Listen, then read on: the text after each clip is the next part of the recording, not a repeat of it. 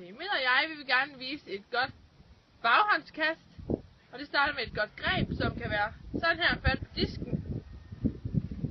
Og pegefingeren op, så de skaber bedre balance. Man kan også bare til kuglegrebet. Sådan der, men det der giver bedre balance. Sådan flyver man. Jeg vil altså demonstrere, hvordan man sådan skal stå, inden man skal lave sit baghåndskast. Og en god idé, det vil være, at du står på siden til. Fordi hvis du står sådan her, så får du ikke rigtig kroppen med, og så får du et rigtig dårligt kast. Så en god idé der er, når du nu er højrehånden, så stiller dig på venstre side. Og så er det vigtigt, at du sådan er meget lidt blød i knæene, og du er sådan lidt let tilbøjelig. Fordi hvis du står som stift som bræt, som jeg har sagt, så bliver det et dårligt kast. Det vil sige, når du så står med dit baghåndsgreb der, så er det vigtigt, at når du så laver dit skud, eller kast, at du ikke gør det med armen, så den rykker dig rundt. At du faktisk gør det med håndledet, fordi det der er bedst muligt, sådan hvor det kommer sådan et clean shot.